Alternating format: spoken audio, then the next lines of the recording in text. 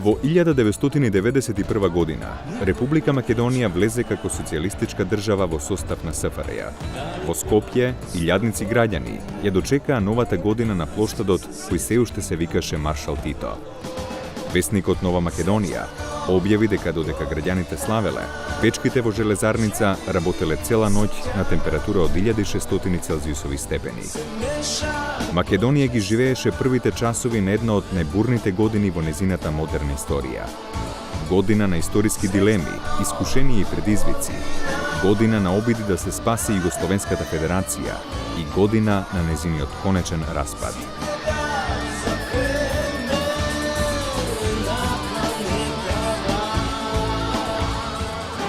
На 8 јануари се одржа конститутивна седница на првото повеќепартиско собрание, во кое најброен е составот на ВМРО-ДПМН со 37 пратеници. На чело на СКМ-ПДП е Петар Гошев. Поголемиот дел од членовите на Сојуз на комунистите, реформските сили, Социјалистичката партија не може да се откажат лесно од тоа. Од тие слики.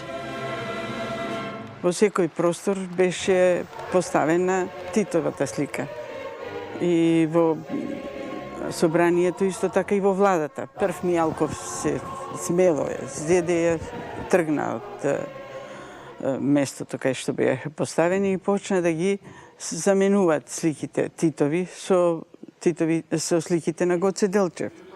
Тоа беше еден потфат за новата иконографија на Македонија, односно продолжување на оној борбен вознес за македонско осамостојување од илинденскиот период, од периодот на Гоце Делчев. На 25 јануари, по двекратни одбивања на предлогот на ВМРО-ДПМН, усвоена е Декларацијата за независност и сувереност на Македонија. Со оваа декларација се изразува правото на македонскиот народ на самоопределување, вклучувајќи го и правото на отцепување. Посебно истакнуваме дека изразувањето на суверенитетот на Македонија не е вперено против ничии интереси и не е акт на разбивање на Југославија. Тоа е само израз на нашата желба и потреба Југословенската заедница да се постави врз автентичните конкретни интереси на републиките што ја сочинуваат. Социјалистичка федеративна република Југославија на некаков начин представува заедница на држави. Бејќи правно гледано, пак ќе се надоврзам на сите претходни устави, југословенски и републички до тогаш, републиките беа суверени држави. Повардарскиот митрополит господин Михаил На 16 јануари СКМ-ПДП го предлага Киро Глигоров за председател на републиката. ВМРО-ДПМН предложи свој кандидат. Мене ми се допадна таа многу идеја да имаме архиепископ за председател и ја прифативме идејата и го дадовме формален предлог. Меѓутоа, мислам дека после му се случи некој пуч на Гошев во партијата, каде што структурите ја одбија таа идеја, практично тоа беше работење против Гошев, затоа што во таа варијанта Гошев требаше да биде премиер. Врз основа на резултатите од гласањето прогласувам дека Киро Глигоров е избран за председател на Социјалистичка република Македонија, бидејќи доби двотретинско мнозинство гласови на сите пратеници во собранието, што е законска одредба.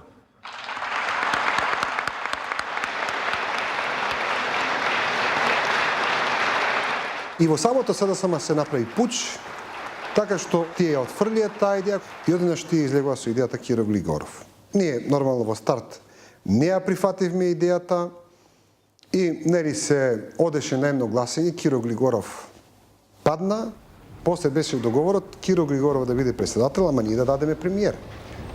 Изјавувам дека функцијата председател на Социјалистичка република Македонија ќе вршам совесно и одговорно, ќе се придржувам на уставот и законите и ќе се борам за заштита на суверенитетот и интегритетот на Социјалистичка република Македонија и Социјалистичка федеративна република Југославија. Киро Глигоров, како председател, не сакаше да прифати премиер. Прво долго време од ВМРО-ДПМНЕ. Притисокот се сврте кон мене. Како сега јас тоа за со Љупчо ќе преговарам? Па има 31 пратеник. Или ќе формираат тие влада, не можат сами, или ние ќе формираме влада, не можеме сами. Ајде потоа рече, дајте ми 4 кандидати. Му дадовме 4 кандидати, на кои, да речеме, тие 4 кандидати типувавме на Александар Лепавцев. Мислам дека не беа свесни дека давањето на гласовите значи давање на власт. Јас мислам дека добар дел не беа ни свесни за тоа. Во таа прва експертска влада, начело со Клюсев, апсолутно не се работи за влада, иако таа сенка остана до денеска, тоа не беше влада на ВМРО-ДПМНЕ, тоа беше лична влада на господинот Киро Глигоров. На 20 март 1991 година, првото повеќепартиско собрание ја избра новата влада начело со професор доктор Никола Клюсев. Во водната реч тој ќе нагласи: првата тешка обврска е што побрзо со инфузија да оживее клинички мртвиот организам на нашето стопанство, и тоа потпирајќи се врз сопствените сили.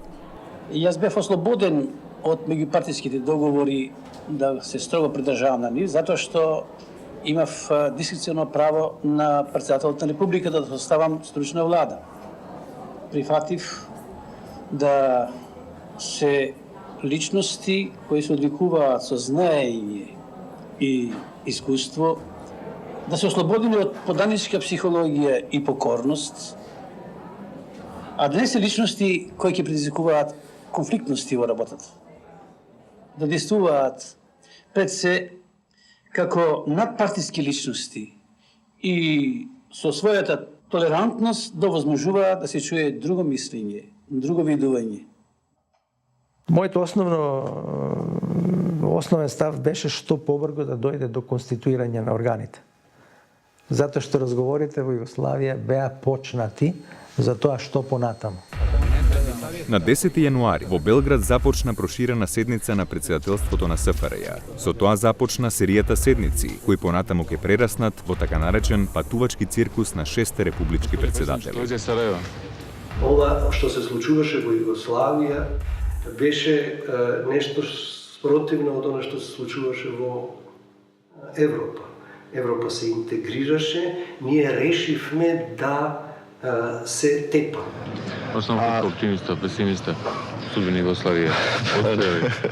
Јас сум увек оптимиста. Позиција Хрватска и Словенија су доста чврста.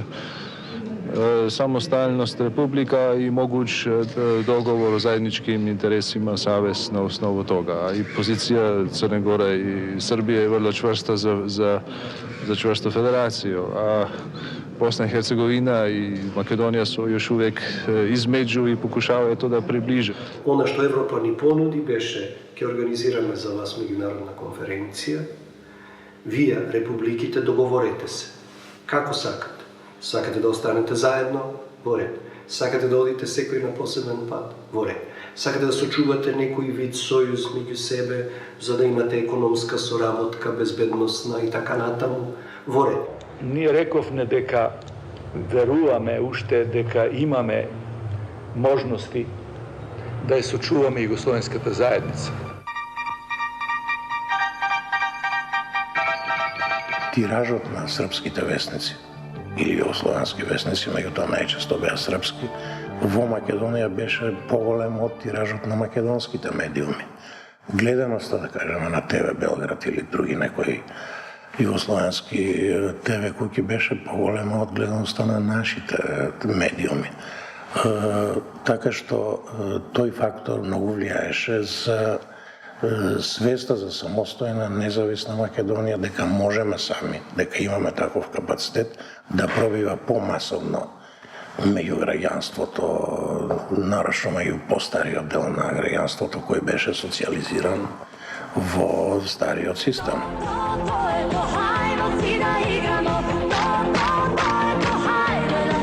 На 28 март во Хрватска се одржа првата средба на председателите на републиките, чија цел беше спасување на СФР Југославија.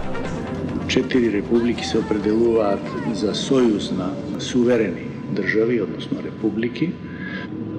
Тамо се изрази желба и спремности од нас самите да во срок од 2 до 3 недели се презентира тој договор кој би могол да ги означи основните рамки и содржината на идната југословенска заедница, кој ќе сочинува и евентуално ако некој нема да се вклучи во таа заедница, разбира се тога и да се покрене постапка за евентуалното негово издвојување.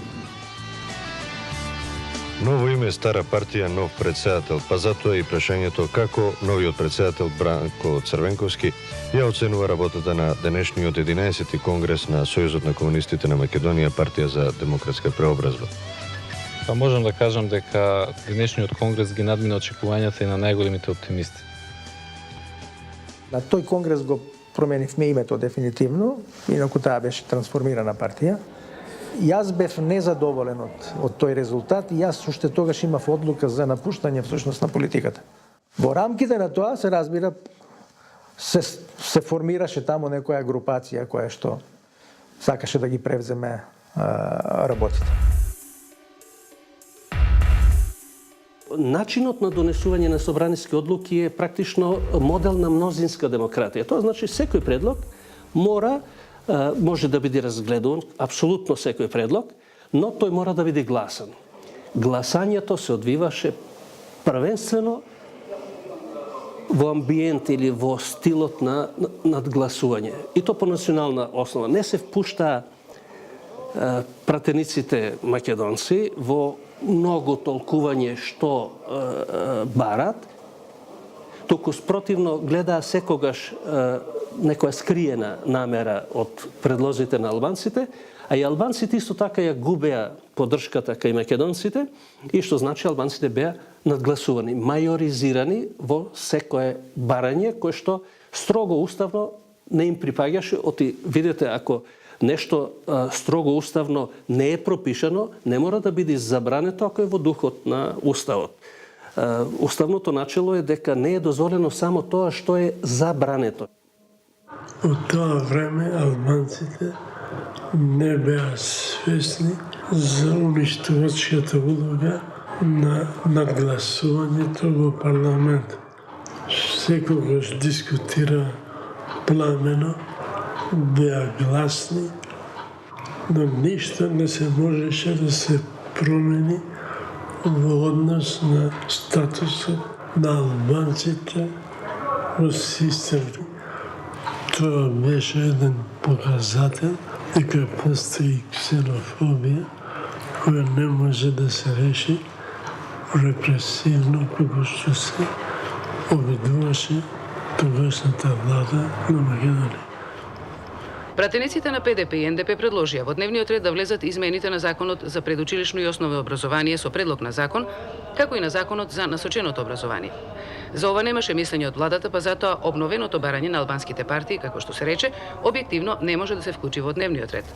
Оваа група, меѓу другото, смета дека пратениците од албанските партии им служат на македонците да изигруваат пред светот демократија. А се слушна дека најавиле заминување од седницата ако не се прифати нивниот предлог. Тоа е нивно право, не треба многу да жалиме, парламентот е демократски, ако тие мислат дека така ќе освоја демократијата, среќен им пат. И покрај тоа што Словенија и Хрватска интензивно го подготвуваат својот излез од Југословенската федерација, председателските средби за спас на Југославија продолжуваат. Политичкиот став на Македонија беше дека доколку се издвои и една република од Југославија, дека Македонија ќе тргни исто така по самостојност, бидејќи скратена Југославија би била Србославија, имаше така една синтагма која што функционираше. Јас не верувам дека македонскиот народ и ние ко република имаме интерес да бидеме во остатокот на федерацијата.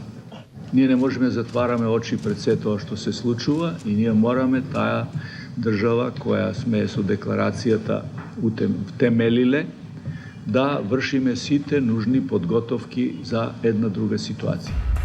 Vi niste u toku onda, ljudi moji, pa mi smo s njima u ratu. Za ratu s njima. S kim? S vojskom. A mi imamo sad naoružani 80.000 za kalašnikovima. Ко бе војска 64-та година се знаеш од и србите и хрватите не се сака. Уште тогај, без разлика што имаше команди и вика Тито Југославија, они од секогаш биле против. На 2 мај, додека Југославија го празнува Денот на трудот, во Борово село во Хрватска доаѓа до судир меѓу полицијата и вооружени српски единици од составот на ЈНА. Загинуваат 12 специјалци и 3 граѓани. На 4 мај, медиумите низ Југославија објавија дека Југославија е пред граѓанска војна. У 15 сати дошла е единица ЈНА, чиjem sastavu se nalazilo 7 oklopnih transportera. Njih je policijska jedinica Policijske uprave Osijek propustila kroz svoje redove. Pri ulasku u Borovo selo oklopnog transportera pucala je iznad glava naše policijske jedinice. Policija nije uzvraćala vatru prema vojnim oklopnim transporterima, njihovim posadama i vojnicima. Мене така ми беше паркиран камионот одма до самата капија и сведок бев на сето тоа што се одвиваше тука. Цел ден конвојот траеше на патов поред магазинот. Значи цел ден да поминуваат тенкови. И се можеш да замислиш која е тоа бројка на тенкови. Што замине за Хрватска.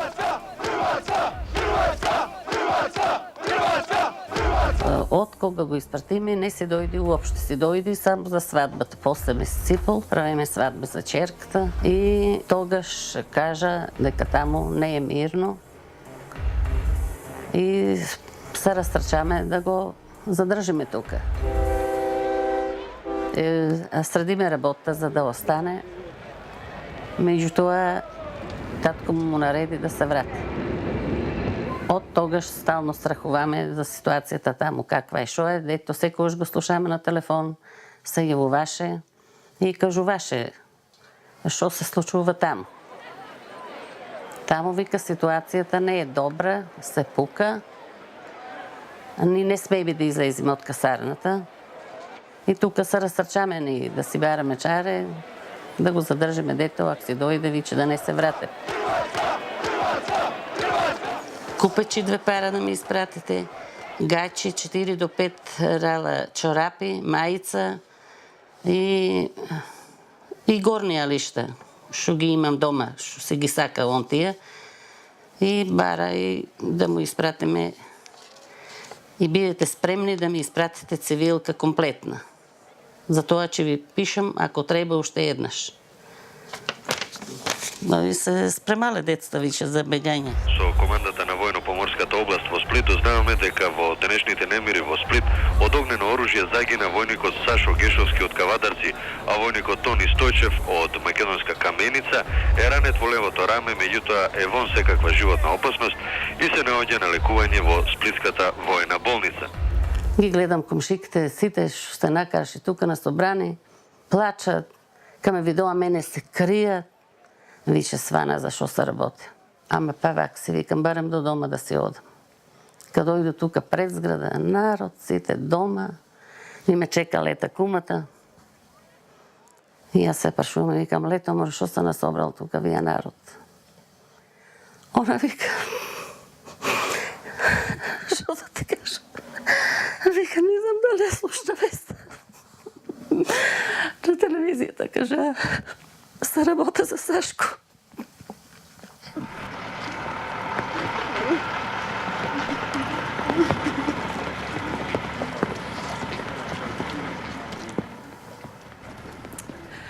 Тој најмногу посакуваше да не е точна вест.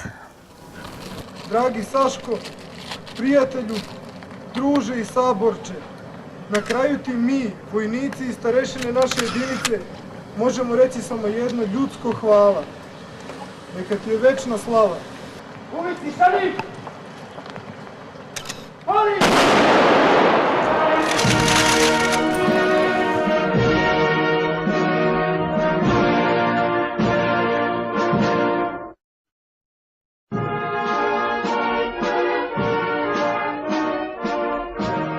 Нас не призна војникот Петрич Зоран од Љубљана. Он вика, јас и на кој суд да ме однесат? И пред сите ќе кажам шо видов тука во просторијата и како е Сашко загинат на борбеното возило. Кога пискал Светлан Чунаков, испаднал поручникот Егерич, зел пушката да се ја откача од рамото како е имал и го фанал орозот и зел да пука. Одма кошумите се рекуширани. Од врата, од зидот, да го отепал Сашко.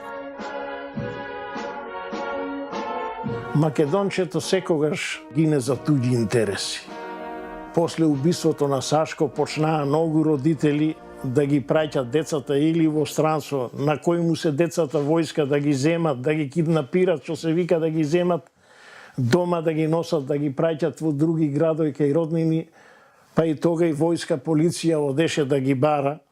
Македонија ја завивме во црно. Во сите градови, Скопје, Гостивар, Кавадарци, Неготино, Штип, Кочанско, жртви се јавуваа. Нашите војници никако не можеа да се вратат од Југословенската народна армија, а државата наша беше практично под окупација на ЈНА. Тоа беше најголема војна област во Југословенската народна армија. За време на војните конфликти во Хрватска и Словенија ќе загинат повеќе од 40 војници од Република Македонија. Македонската влада ќе побара селективно и итно враќање на регрутите. На 3 јуни Тањук од Сараево ја објавува платформата Глигоров Изетбеговиќ за решавање на југословенската криза. Платформата предлага заедница на југословенски републики со заеднички пазар, по примерот на Европската заедница. Словенецот Алојс Петерле порачува дека предлогот е прифатлив, но Србија го одбива. Неколку дена подоцна, Милошевиќ ќе ја потврди заложбата сите срби да живеат во една држава. СФРЈ забрзано се движи кон последните денови. Gospodine predsjedniče, jedna izjava za televiziju Sarajevo. Koliko još ovakvih susreta do dogovora? Verovatno dok ne postignemo dogovor. Evropa ipak insistira na jedinstveno rješenje. Pa pitanje je na čemu insistira Evropa. Evropa insistira na tome da mi dođemo do demokratskog rješenja. Pa može se napraviti kompromis u smislu traženja rješenja, ali nećemo biti spremni ni na kakav kompromis koji ne bi osiguravao interese Hrvatske. Pozivamo sve vlade i parlamente svih država da prihvate i priznaju čin slobodne odluke hrvatskog naroda, čin slobode kojim još jedan narod hoće postati punopravnim članom međunarodne zajednice slobodnog svijeta. Наместо на 26. јуни, одлуките за осамостојување на Словенија и Хрватска се донесени еден ден порано. Сепак, ќе инсистира дека станува збор за раздружување, а не за отцепување. Začenjam skupno sejo vseh zborov Skupščine Republike Slovenije, ki sem jo sklical v skladu z določbami 10. člena Zakona o plebiscitu, o samostojnosti i neodvisnosti Republike Slovenije. Тоа што се случуваше раните 90-ти години, почетокот на 90-тите години со така нареченото осамостојување на Словенија, на Хрватска, на Македонија, тоа не беше отцепување, туку тоа едноставно беше само акт на суверена волја, на суверени држави да си ги повратат назад суверените права кои ги има пренесено на Федерацијата. German support for Croatian separatists received an unusual tribute, a musical thank you on Croatian state television. Danke Deutschland, meine Seele brennt. Danke Deutschland für das liebe Geschenk. Да речеме во средбите со Геншер што ги имавме со председателот Глигор, се гледаше апсолутна негова незаинтересираност за Германија за судбината на Македонија. Во нивен интерес беше тие заедно со Австрија има интерес да се признае Словенија и Хрватска и тие го следеа тој свој интерес, konsekventno. Francija, nekoj tradicionalni vrski imаше su Srbija, zastana nekako za Srbija, pa se obiduva nekako da bi ho dobro volat. Ние имавме сериозни проблеми. Еден ден после одлуката за осамостојување на Словенија, почнува првата од серијата војни, кои во наредните 10 години ќе беснеат на просторот на поранешна Југославија. Словенците мислам дека сакаат да покажат дека се подготвени со насилни средства, со вооружен конфликт да се изборат за осамостојување кога веќе пропаднаа сите обиди да се зачува демократскиот карактер на Југославија и равноправните односи меѓу републиките. Таа војна изгледа беше потребна. Бојан Чосибиновски загина на 27 јули при доставување леп со хеликоптер на Југословенското воено воздухопловство на припадниците на Југословенската народна армија во Словенија. Не собраа целата единица што беше и не однесоа во еден магазин каде што цела вечер истоварам, односно не истоваравме на едно брдо како пола од водно да беше и истоваравме целата таа воена опрема таму. И тука веќе ми беше јасно дека нешто ќе се случи. Значи се спрема некаква војна. Не ни кажа кај одиме, не ни кажа само узбуна. И бевме спремни под полна ратна опрема и не слетавме на некој аеродром. После ни кажа дека сме во Церклја, во Словенија. Има некои половични информации дека некои ловци се збираат. Јас се најдов баш на таа историја на позиција таму кај што директно пред мене почна да пука. Пред мене едно 5-6 метра удри граната и ме покри со земја. Од мир одеднаш сваќаш дека си во војна и дека некој пука по тебе за да те убие. Кој ќе стигне, пример, млада војска и први се тие што гинат. И има една работа зошто е тоа така. Дека ако си на воено поле, ако мислиш дека си жив, тогаш ќе умреш. Значи ти треба да се простиш од све што можеш да се простиш и тогаш ќе бидеш многу подобар војник, пошто тогаш поубаво функционираш. Значи нема ни страв, нема ништо, има чиста глава. И тогаш чисто ги гледаш работите и ја мислам дека таа вечер така прв пат умрем. Не знате ko puca? Pucaju i terturacije, koji drugi. A znate li zbog čega se vodi ova ratova bitka? Otko znam, znam, ovi u kraja kužu tu, ovi kao hoće da se odcijepljuju, a mi kao ne damo.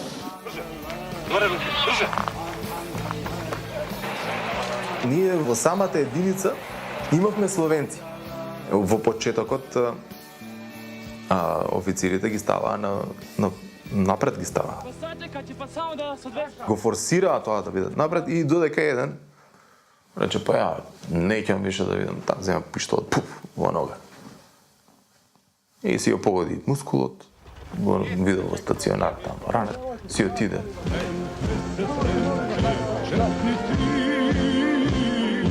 Меѓу војската регуларна на ЈАНА имаше луѓе со како од филмовите на времето што сме ги гледале со бради и шубари со кокарди. И тука малце ми беше нејасно дали припаѓаат тие на ЈАНА или се некоја пара војска што е донесена тука за да војува со некој. А со кој уште не знаевме. Имаше луѓе кај нас кои што се декларира дека се четници, имаше некои што се декларира дека се усташи. Значи има такви работи, ама сепак се заедно и пак одат против некое заедничко зло. Се осеќаше дека секој македонец што е отиден таму на ослужување на воен рок не припаѓа на таа војска веќе и треба да се врати назад.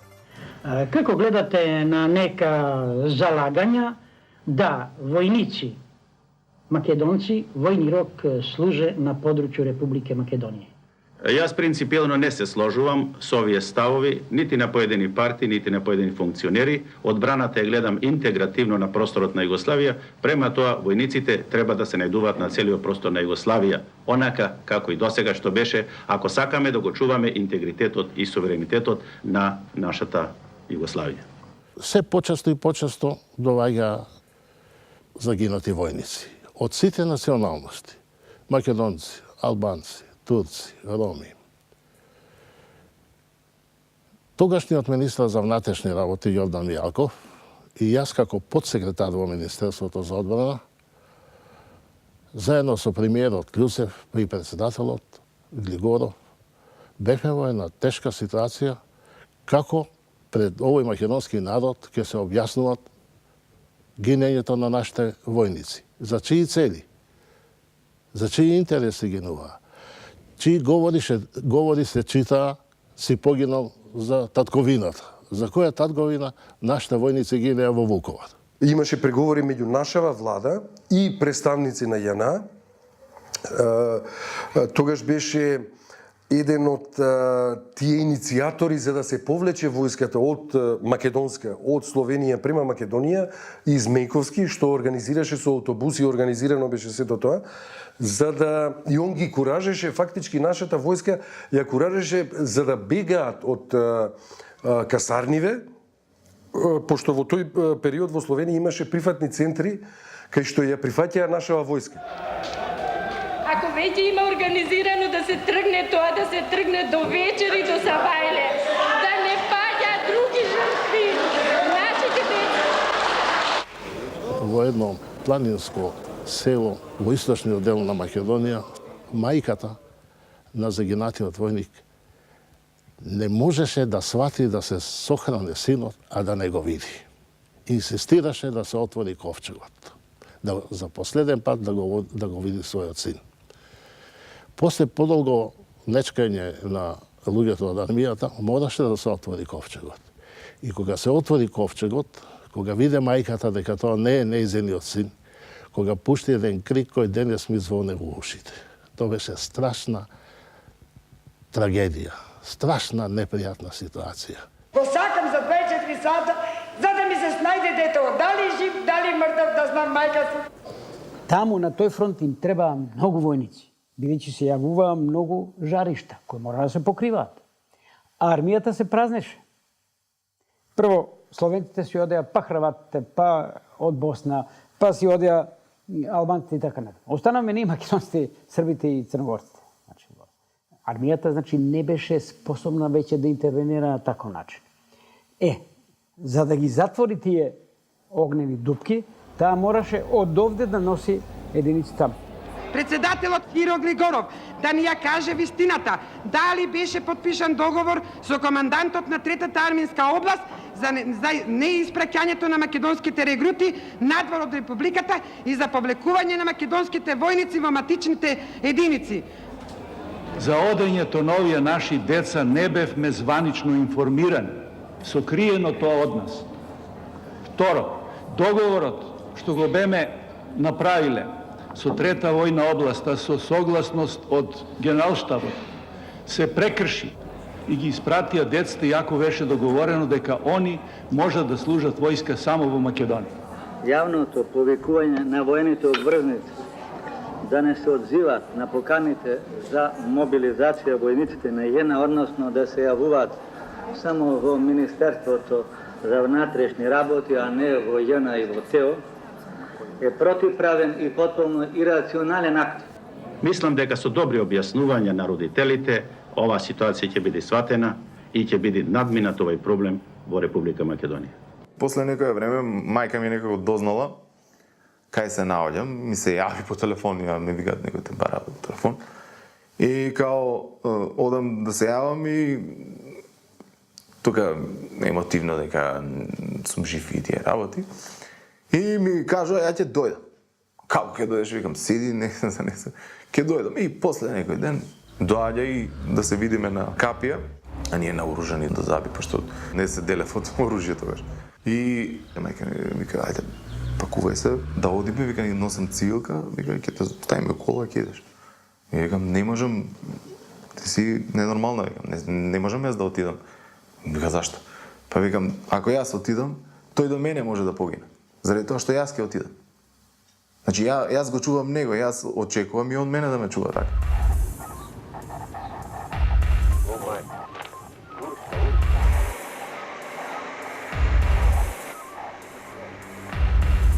Проблемот околу собирањето на сите наши војни старешини, кои што тие не беа концентрирани на едно место, него беа растурени, од нив имаше, кои вие што сите видовте кој од кај се дојдени, дека имаше по кризните подрачја, па така што ние мораме напори да направиме на кој начин да ги извлечеме тие кризни подрачја кај што се војува.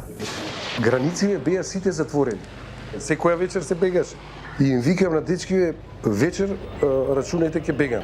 Значи немавме комуникација ни воздушна, со брод да одиме треба да стигнеме до Црна Гора. Од Црна Гора пак треба да низ Црна Гора да поминеме и низ Србија. Овој представников за човекови права ни предложи, вика, едини начин, вика, да ве однесеме во Италија, ама таму требаше да се чека период, подолг период, додека да се организира од таму авионски да се дојде во Скопје. Ама и да дојдеме авионски до Скопје, аеродромов е пак на JNA. Се уште си функционираше воениот аеродром, Петровец. И како сега да го изведеме сето тоа, и он мисли, вика автобус, вика. Кој е автобус? Па вика од Лјубљана има, вика, во целата таа збрка, едини автобус, едина компанија што се обраќа Словенија, Македонија, односно Лјубљана, Скопје, е Ниш Експрес, пак српски автобус. Автобуска станица беше преполна со војна полиција. Значи чекаа само такви сумљиви што им изгледаат на војници, ама облечени во цивил.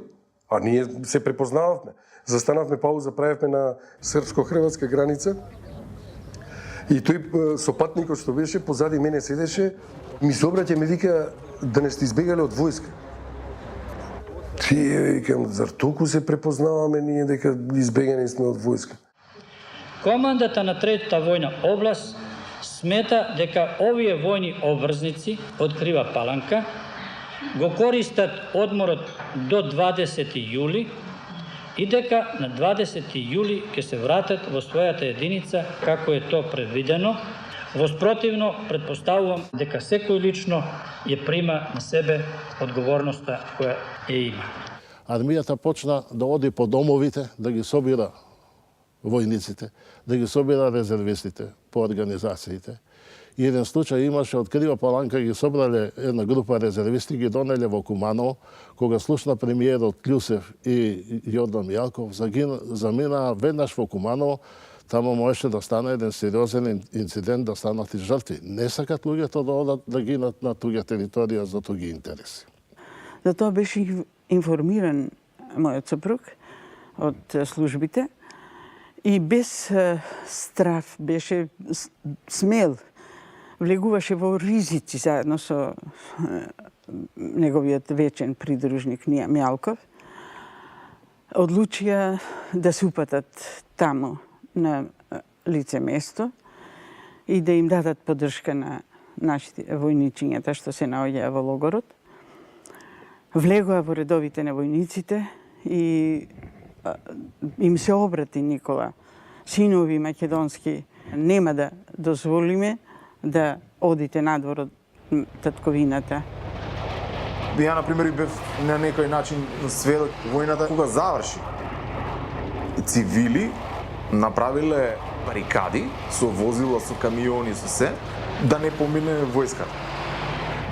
Видов тој авионот кога пролета баш и одеднаш се виде пламен и овој со напал, джитнал напал на целата колона, ја запалил и тогаш престана војната. По 10-дневната војна, Словенија се излече од војната криза, но жариштето со цела жестина се префрла во Хрватска. Српско-хрватската војна во Хрватска не може да ја контролира никој. И доколку таа се развие во она што е сега само почеток, се уште нема да остане на просторот на Хрватска, бидејќи српско-хрватската војна ќе се пресели меѓу србите и хрватите во Босна и Херцеговина. Тука е елементот на муслиманскиот народ Човек не може да биде нереален и да не оцени дека внесувањето и на тој елемент ќе роди нови жаришта и нови воени простори во Југославија, Косово, Санџак, други некои простори, така да би се претворила сета таа војна во неконтролирана, воопшта војна. Да не зборувам дека не е возможно да се претпостави дека ќе останат мирни соседите околу нас од бројни причини, историски, традиционални, актуелни, национални, стратешки и така натаму. Дури и состојбите во Словенија покажаа сериозни пукнатини во европското единство и таа смисла е овој судир со потенцијал да го турне целиот континент во немир и во нестабилност.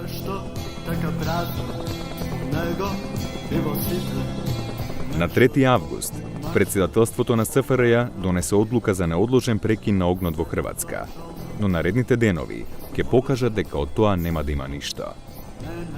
Српско-хрватскиот конфликт кулминира во есента, со опсадата на пограничниот град Вуковар. Во текот на 3 месеци, Вуковар станува мета на повеќе од 1.000.000 гранати и гробница на 3.000 жртви.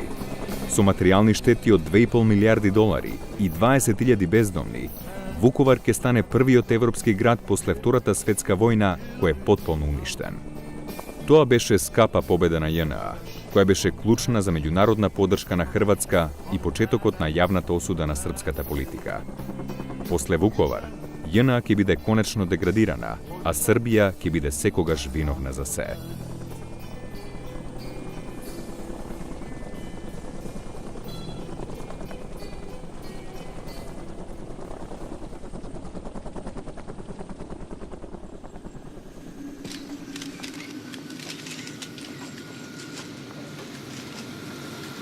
Колико најновија заоштравање у Босни и Херцеговини допринос, односно отежава и ваш наступ по овим разговорima? Pa ja mislim da malo i otežavaju i ojačavaju moj položaj, jer se protresa narod i građani, pomalo se polarizuje mišljenje, svijet dolazi do svijesti o nekim pitanjima i tako dalje. Malo je bio uspavan svijet, ovi događaji mogu pojačati malo poziciju. Pa ja mislim da čak i razlaz može da bude sporazum. Ipak mi smo u Crnoj Gori kao najveću vrijednost rekli miran i demokratski rasplet jugoslavenske krize. Ne treba biti prevelik optimista, ali ipak realan. Jeste nešto veći optimist? U pogledu na vreme jesam. Posle kiše uvijek sunce. Nadam se da ćemo napraviti jedan korak dalje. Hvala. Hvala. Доколку во понеделник Охрид веднаш на почетокот не ја пружи гаранцијата на сите републики дека се без алтернатива преговорите и дека не може да дојде во предвид употреба на сила од било која република против било кого во Југославија, Македонија ќе смета дека одлуката за повлекување на армискиот состав од Словенија се применува автоматски на Македонија. Počinjem da vjerujem u one, znate, Hegelove stavove o duhu, znate, koji hoda svijetom, znate, i sad je nad Evropom i tamo je razuman, racionalan svijet, tamo se čini. Ovdje jednostavno je odsustvo tog duha, ovdje je jednostavno vlada iracionalizam potpuni. Jednostavno ne možete da razumijete sagovornika, ne možete da razumijete njegove motive, ne možete da shvatite kako on ne vidi neke stvari koje vi vidite vrlo jasno. Mučno, teško, pa i danas smo ipak neka pitanja razjasnili, ali nažalost ne može se kazati da smo otišli od poznatih stajališta, da smo se u biti približili. U osnovi toga je ipak spremnost i sposobnost da se rješenje nacionalnog pitanja vidi van formule jedan narod, jedna država. Danas ne mogu da kažem da smo imali neke velike rezultate. Kažu, zašto pregovarate? Pa bolji su i neefikasni pregovori nego efikasan sukob, borba, rat efikasan, znate. Kad izbavljate između toga je bolje pregovarati na neefikasan način ili bolje se efikasno tući, onda vam se čini da je bolje neefikasno pregovarati i odlagati tu tuču koliko se god može. Кои се принципиалните становишта на Македонија од кои нема отстапување? Ona ne može da odstapi deka ima sopstvena država. Neka ta država je suverena država. Ne može da odstapi od stava deka granicite natrag Jugoslavije ne može da se menuvat. Ne može da odstapi od toga deka referendumot mora da vide rezultat na glasanje to na građanite, na opštото demokratsko pravo. Znači stravot od jedna strana da ne se proizvede konflikt И ова задршка во главите на некој од тогашните луѓе што одлучуваа, мислам дека придонесува Македонија побавно да превзема чекори. Некој тоа го квалификува како мудрост, некој како задоцнување. На 4 септември 1991 година постои така наречен предлог договор за излез од југословенската криза кој што го предложи и изработи Сојузното собрание на Југославија, председателството на Југославија, на кое што состав или седница беа присутни и председателите на републиките, југословенските републики, и на 4 септември имаме идеи како да обстане Југославија, а ги знаеме фактите дека на 8 септември, 4 дена после тоа, Република Македонија имаше референдум за самостојност. Më tetë shtator të vitit 1991, në Maqedoni organizua referendumi për Maqedoninë e pavarur. Është interesant të potencohet një moment se në këtë referendum shqiptarët nuk morën pjesë, mos them se e bojkotuan referendumin, mirë po nuk morën pjesë dhe eventualisht, domethënë, për ta ruajtur të drejtën, sipas mendimit tim, për ta ruajtur të drejtën që të dalin ose të mbajnë ndonjë referendum të tyre që do ndodh pak më vonë. Во белградските, софиските и атинските медиуми се појавуваат сериозни предупредувања за последиците од македонското самостојување. На северната грчка граница почнува голема војна вежба под името Филипос, а грчкиот министер Самарас во Белград изјавува дека Грција никогаш нема да ја признае Македонија под незиното уставно име. И покрај тоа, 96% од избирачите се изјаснуваат позитивно. Носталгичарите по Југославија веруваат дека референдумот че не ќе успее и ќе настане немир. И голем дел од тогаш председателот на собранието избега во Солун. Другите раководители никаде ги немаше. И пред да излезе од домот, се обрати на председателот тогаш на Македонија. Дојдете, председателот, одиме сите на площадот. И го повика. Дојдете, инсистираше. Одиме на площадот, одиме на бината, ќе прогласиме независна Македонија.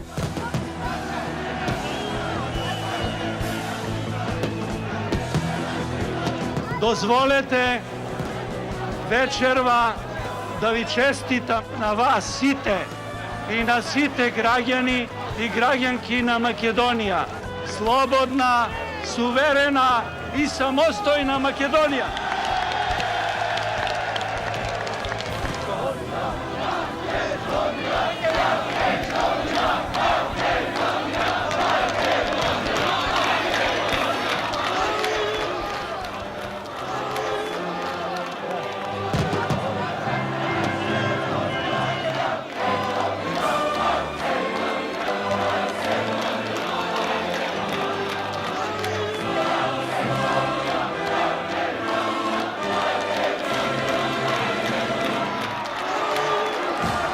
Фршковски дојде и рече, ајде да правиме устав, за 6 месеци треба да го направиме. Ние тројцата во карабина една, со една адаптирана соба во дворот на Лазе Китановски, почнувајќи од декември месец до 30 април го направивме уставот на Република Македонија, работниот текст. Председателот Киро Глигоров на 6 мај екс официо по службена должност, согласно со уставот, дава предлог за донесување на нов устав. На тој начин, практично, тој ја почнува процедурата. Тој негов предлог оди на собрание. Собранието гласа за потреба од донесување на нов устав и на тој начин тргнува процедурата.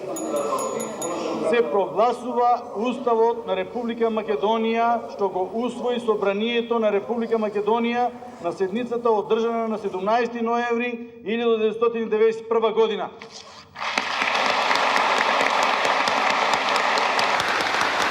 faktori shqiptar gjatë kësaj periude që veprante përmes dy partive politike dhe përfaqësuesve të tyre të zgjedhur në Parlamentin e Maqedonisë, nuk morën pjesë në aprovimin e kushtetutës, mirë po, sipas mendimit tim, ato që ndruan në sallën e parlamentit edhe përkundër vendimit që patën nga kryesitë e partive për ta lëshuar parlamentin. Ние още от почетокот инсистиравме на некои прашања да стварно изнајдеме заеднички јазик. Меѓутоа, и сами бевте присутни, јавноста беше имаше можност да гледа дека во некои прашања крајно се разотидовме. Ако се развие понатаму дух на толеранција, со што баш последните денови не можеме да се гордееме од отделни дискусии, но тоа да се заборави, би сакал, а да за напред гледаме дека сожителството е нешто без што оваа држава не може да обстане, не може да биде стабилна. Тоа не се предавници на својата националност, но се под еден голем притисок на екстремни сваќања. Во тој устав се пренесени рестрикциите од 1989 година, кој ги укина некои битни права на албанците. Пренесување на таквата логика створи голем сомнеж за еднината на албанците и тие почнаа да се однесуваат на еден одбивен начин, бидејќи се работеше за сомнеж. Концептот на уставот сам по себе не можеше во формално правна смисла да биде генератор на меѓуетнички тензии. Меѓутоа, морам да кажам дека навиката на користењето на уставните можности беше под еден силен притисок на еден националистички талас, кој што ја имаше фатено исто така, конзервативен, например, во таа смисла и македонската политичка средина, и тоа почнувајќи од распадот на Југославија. Југославската народна армија се најде во еден хаос, во еден распад.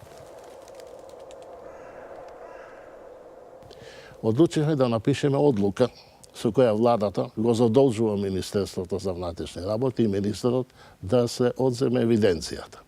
Тоа беше делување кое што мораше да им се помати математиката на тие служби на КОС, на УДБА и Словенска тогаш, а што би ги поматило највише ако им одземеш документацијата. И таа акција се направи во строга тајност и успеаме за прв пат да спречиме на некој начин таквото присилно регрутирање.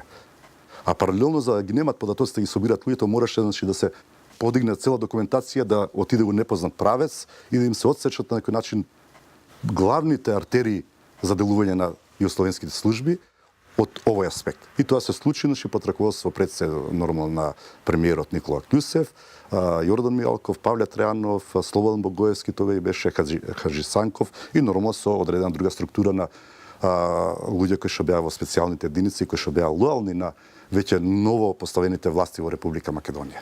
Разбира се, наредниот ден, кога се слушна дека внатрешни работи и полицијата е земала евиденција, командата на третата војна област и КОС осети дека е надморен и жестоко реагирале кај председателот Глигоров, но некои посебни акции и последици по сите учесници немавме. Нигде немаше инциденти при изимањето на евиденцијата. Сите потврдија дека тоа е безпрекорно извршена обврска, али тоа не е било никакво претење, како што се биле со грубост, со сила, упајање и така. Само збор како упајање? Тоа не се биле силиџиски некои луѓе, тоа се биле службени лица на владата. И впрочем, какво е тоа упајање? Во Министерството за народна одбрана или некој пуч во Министерството за народна одбрана? Чие е тоа министерство? Министерството на оваа влада. Ова влада си решава своите проблеми. Тука нема никакви бојазности да истрахување на тој домен, да некој вршил грубо некој или насилно взима. Тоа е наше богатство. Ние сме го доброволе 40 и толку години, па кој ни дава квалификации да се вршило упајање во некои органи? Тоа се наши службеници, платени службеници на нашето министерство, на оваа влада. Што има Југославенската армија или трета команда да не нас држи лекции за таа работа? После известно време Собранието на Република Македонија донесе официјален закон со кој се кажа дека Република Македонија повише нема да партиципира со војници во Југославенската народна армија.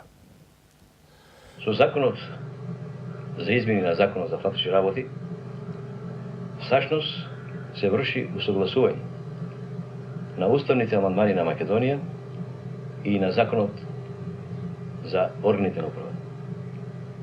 Со што се обезбедува правна основа за функционирањето на Министерството за внатрешни работи во времето на действување и функционирање на вишепартиски систем, со што се елиминира и влијанието на поединци или група за влијание на органот за Министерството за внатрешни работи. Во таа кобна 1991 година, особено во месеците септември, октомври и декември, се одвиваа интересни собитија на политичката сцена во Република на Македонија.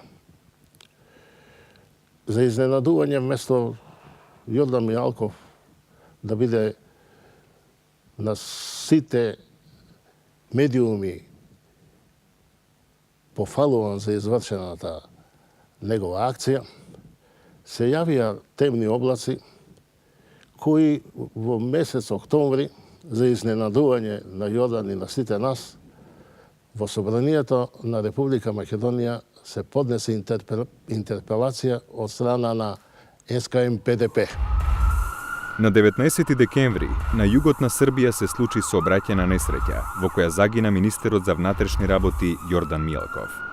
Несреќата се случи на автопатот за Белград, каде што Мијалков имаше закажано средба со сојузниот министер за внатрешни работи, генералот Петар Грачанин, човекот кој 10-дневната војна во Словенија ја преседа на Љубљанскиот аеродром. Отидов во кабинетот на Јордан. Кога влегов внатре, го затекнав министерот Ѓорги Наумов за правда, кој седеше на фотеља и плачеше. Ѓорги, што е работата? Вика, Јордан загина. Го загубивме во овие моменти кога сите ние заедно сме на пат да го заокружиме конституирањето на нашата македонска држава и практично да го спроведеме процесот на оформувањето на неговиот правен, политички и стопански систем и процесот на општествениот и економскиот развој на Република Македонија. Тоа беше и негово залагање и животна цел.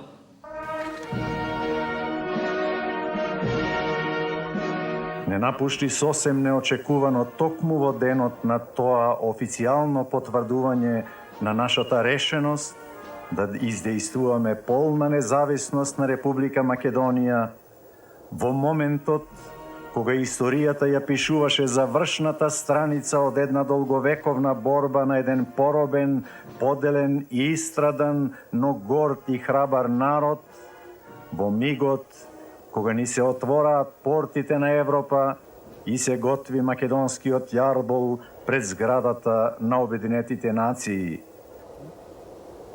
Падна на постот како секој верен воин и чесен патриот.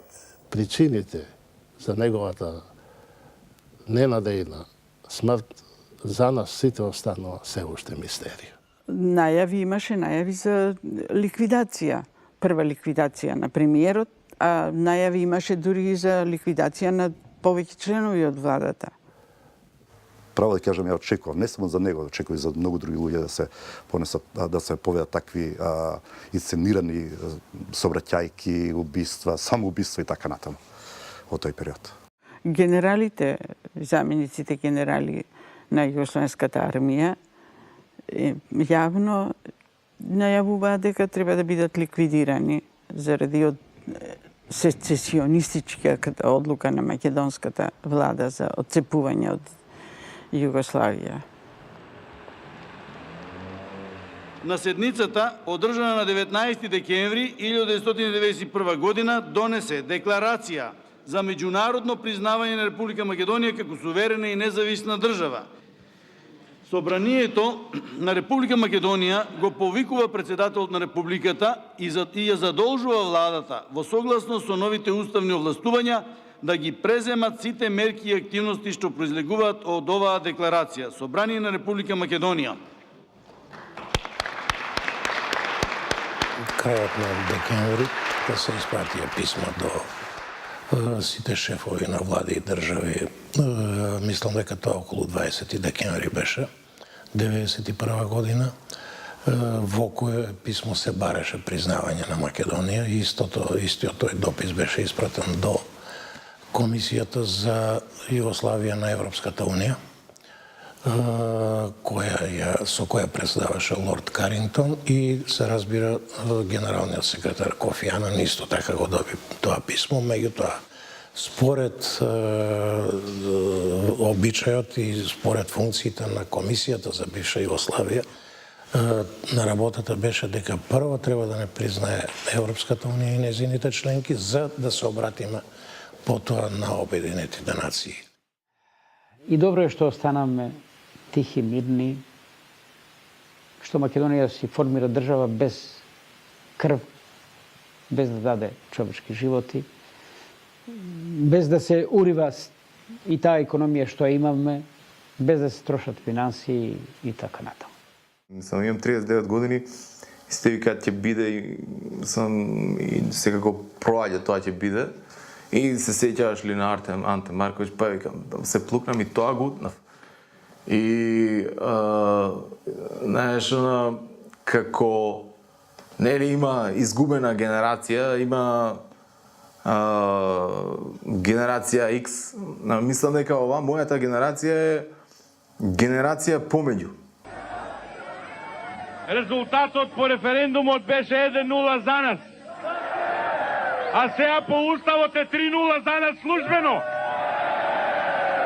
Што значи и се ни успеа. Од сега навеки и нова тактика. Чимафа наме топката право аут. А треба и ча издушиме. Од сега натки само пи вода ладна, кркај пицики и фуфо и слушај го најголемиот хит македонски. Послушајте, европјани, да ви кажам словото, на референдум сум гласало, јас за Македонија, независна, суверена, за Европа кода е мерена, самостојна и слободна е Македонија. Слушни моја бивша мајко, мајко Југославијо, устав јазе си донесов, кон Европа заминав. Независна, суверена, за Европа кода е мерена, самостојна и слободна е Македонија.